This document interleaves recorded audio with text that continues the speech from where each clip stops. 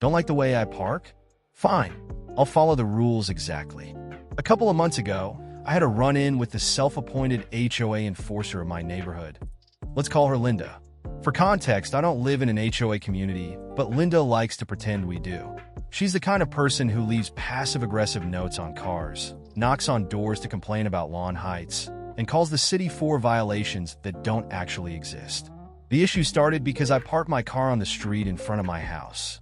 It's perfectly legal, and I've been doing it for years without any complaints. But apparently, Linda decided that my car was an eyesore. One day, I found a note tucked under my windshield wiper that said, "This is not a parking lot. Park in your driveway like a respectful neighbor. Don't make me involve the city." It annoyed me, but I shrugged it off and kept parking where I always do. That wasn't good enough for Linda. The next time, she confronted me in person. "Linda, I've told you before, parking on the street is inconsiderate. You have a driveway. Use it." "Me, it's legal to park here, and I'm not blocking anything."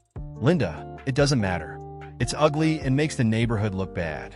Park in your driveway, or I'll report you." That's when I decided, fine. If she wants me to park in my driveway, I'll park in my driveway, but I'll follow every single rule to the letter. You see, my driveway is small. If I park my car in it, it blocks the sidewalk. Technically, it's against city ordinances to obstruct the sidewalk. So the next day, I pulled my car right into my driveway, perfectly centered, and guess what? It completely blocked the sidewalk. It didn't take long for Linda to notice. She marched up to my door, red-faced and furious. "Linda, you can't block the sidewalk. That's illegal." "Mio, I thought you wanted me to park in my driveway." "Linda, not like that. Park properly." "Me, there's no other way to park in my driveway without blocking the sidewalk. Guess I'll have to park back on the street then." Her face was priceless. She sputtered for a moment before stomping off. Thinking that was the end of it, I parked back on the street. But no, Linda wasn't done yet. She actually called the city on me. A week later, a city inspector came by. He checked out the situation, saw that my car was legally parked on the street, and told me I was doing nothing wrong. However, he did mention that Linda had made several complaints about code violations in the neighborhood, and they were getting tired of her nonsense. After that, I didn't hear from Linda for a while, until last week, when she started parking her car on the street in front of my house. So, I did what any good neighbor would do. I called the city and reported it. Turns out her car was slightly too close to a fire hydrant. She got a ticket. Malicious compliance never felt so sweet. Clock out exactly at the end of my shift? Okay, some context. I work overnights at a well-known gym franchise that I will not name. My typical shift is 10 p.m. to 6 a.m. Usually there is always supposed to be 2 people on night shift together, but lately my co-workers have been calling off a lot, causing me to be in the gym alone all night. My co-worker, let's call her Sam, comes in at 6 a.m. when I get off. Here's the problem, Sam doesn't usually come in on time. She is usually always 10 to 15 minutes late. So on to the problem. Since Sam comes in late, I tend to have to stay clocked in past 6 a.m. Additionally, since I'm usually alone at night, I can't get any important tasks done until Sam comes in. My boss noticed my time cards and got very upset that I haven't been clocking out right at 6 a.m. He made me feel really crappy despite constantly being on the blunt end of all his scheduling messes. So I told him, okay, I will leave exactly at 6 a.m. So that's what I've been doing. I've been leaving the gym entirely unattended until someone gets there, and most of the time no one does for a while. So now members are confused. My manager doesn't know what to do considering he is the one who scolded me for staying past 6 a.m. He thought that I would just clock out and stay off the clock, but why would I do that? I was not going to take the fall for someone else consistently being late. He won't fire me or write me up because this is technically what he wanted. Treat the fire drill as if it was real. My great uncle passed away at 97, and I heard this great story of malicious compliance at his memorial service today. He worked for over 50 years at the same confectionery factory, and for most of that time, he was a boiler room attendant. This was just after WW2, and at the time, most of the machines and processes were powered by steam. Even the heating. The steam was generated by massive boilers, and it was his job to monitor the boilers to make sure nothing went wrong. These boilers could potentially explode, causing great damage. By law, the boiler had to be attended at all times, and there were shifts that watched them around the clock, even when the factory was closed. They took so long to heat up that it was easier and cheaper to leave them running at night. After about 10 years of no incidents, the company hired a leading hand who would also act as the safety officer. He had been a sergeant in the Army, and he took his job quite seriously, being quite the disciplinarian. He instituted a multitude of new procedures, some warranted, some just to establish control. The first time he wanted to conduct a fire drill, he went around telling the staff that when they heard the alarm, they had to exit the building in an orderly fashion. He got to the boiler room, and it was my great-uncle on duty that day. He informed him he would not be able to evacuate with everyone else and had to stay with the boiler. The safety officer didn't give him time to explain why. He just bluntly informed him that he was to treat the fire drill as if it was a real fire, no exceptions. When the fire bell finally rang, my uncle did exactly what he was told to do. He turned off the gas to the boilers, vented all the built-up steam, purged the water, and joined everyone outside. At the evacuation point, they were doing a head count when the production manager spotted my uncle and immediately approached him and asked what he was doing away from the boiler. He said he was participating in the fire drill as instructed, but not to worry as he had shut the boiler down completely. The color immediately drained from the manager's face. He was asked how long it would take to bring the boilers back online. Apparently, it would take hours alone just to fill the boilers with water and heat them up. The big issue was that because they had done an emergency purge, they were required to inspect every pipe, joint, and connection for damage before to make sure it was safe to start to reheat. The other boiler men were called in, and they got paid double time to work through the night to get the boiler ready for the next day. Production staff all got sent home, but still got paid for the day, as it wasn't their fault the factory couldn't run. It cost them a day's production as well.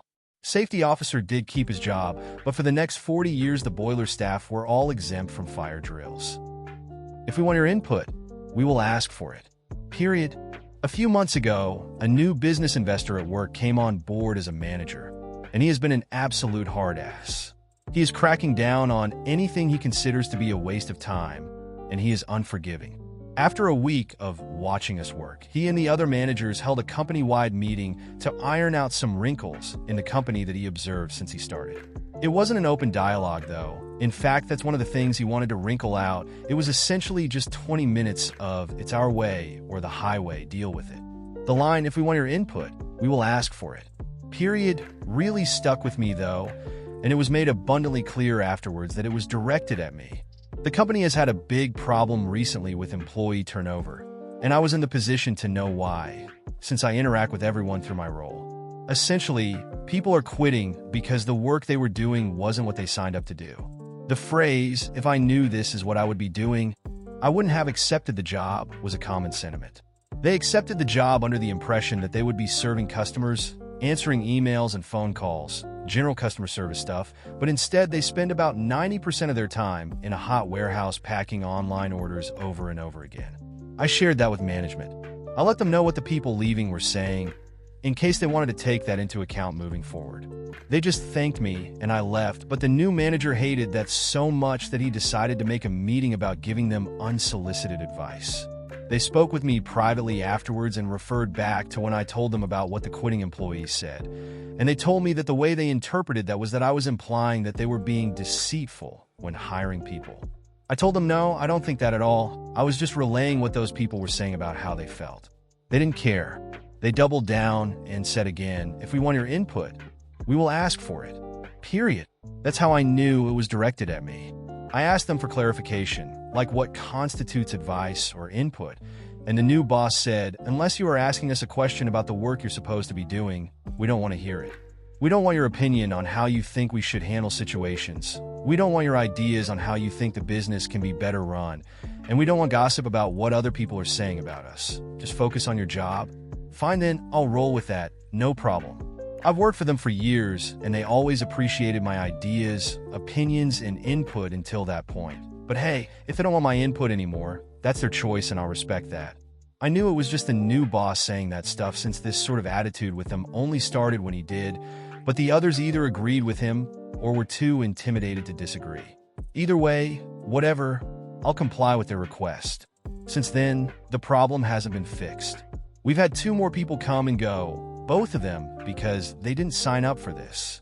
Shocker. A third one started about 5 weeks ago, and he has taken his frustration in a different direction. I've overheard him complaining over and over again to other people about how he didn't sign on to stand around in a hot warehouse for hours packing online orders. But instead of quitting like everyone else, he just got angrier and angrier. And then he hulked out.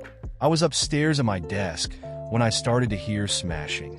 I went down to the warehouse to see what was going on, and this guy was taking customers' packages and smashing them out of frustration. A few others in the warehouse gathered and just watched in amusement. It was like something out of a cartoon. The new boss heard the commotion and came down. Long story short, the guy was fired, and I was asked if I knew why he flipped out. I said, I don't know what happened exactly to cause him to flip out, but I know that for weeks he's been complaining about not signing up to work in a hot warehouse for hours. Maybe he just reached a tipping point about it, not sure. And he said, well, why didn't you tell us? So, of course, I said, because last time I told you that employees were complaining about that, you accused me of implying that you were being deceitful when hiring them. Then you told me to stop gossiping. He had to eat crow a bit on that, which was just so fucking delicious to witness. But I was also reprimanded for taking the request too literally, and he accused me of being petty. Whatever though, I don't care, because I had to adjust the stock levels for the goods that had to be replaced, and they lost about $10,000 in the rampage. Some of the items that were smashed worth $2,000 each. Learning that made the whole thing worthwhile. Perhaps enjoying that does make me petty. Military oven cleaning in 1971. A half-century ago, I was in the Air Force for a spell, and of course, basic training was awful. One of the famous banes of the cadet life is KP, or kitchen patrol, being chosen to spend a day doing grunt work in one of the base chow halls. This happened to me, but with a twist. Between casual Vietnam-era chatter and clowning around with fellow KP victims in what was basically a welcome break from routine, I was managing to have a pretty good time, which drove the sergeant crazy. He would occasionally interrupt to give me a harder job or separate me from a friend, at last assigning me to the dreaded pots and pans workstation. In Texas summer heat, wielding hot water sprayers and big brushes to scrub greasy cookware involves much sweltering, and within moments I was soaked with sweat in my heavy cotton fatigues. Of course, I still managed to have fun. How else does one cope? Suddenly, Roberts, get over here. I have a job for you. Yes, sir. He opened a small oven that was in desperate need of cleaning. There were deeply baked-in spills, black and crusty. Clean this oven. I wanted to shine like that table. He pointed at a stainless work surface nearby and handed me a bucket with a hard abrasive pumice scrubbing block. I got to work, noting that I was starting to scratch the enamel on the door. Sir? You really wanted to look shiny like that stainless table? This enamel. How many times do I have to tell you? Roberts? You deaf or what? Just shut up and do the job, will you? He turned and walked away. I got back to work, gradually chewing through the enamel and down to bare steel on the door, detailing around the edges. This was not easy, and there were parts near the hinge that were impossible to reach. Exhausted and sore-muscled, I was just starting on the interior when the civilian chef who ran the kitchen noticed what I was doing. Her voice cut through the cacophony. Honey, what are you doing to my oven? In the ensuing moment of frozen silence, you could hear a distant boiling pot and conversation out in the dining hall. I put on my best stupid voice.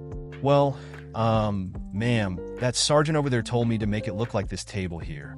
I pointed. I'm going to kill him. Moments later, she was towering over the sergeant. All I could hear from him was, yes, ma'am. Yes, ma'am. I'm so sorry, ma'am. Yes, I understand. He glared over at me, but retreated. I always felt bad about the damage to the oven, but honestly, that was worth it.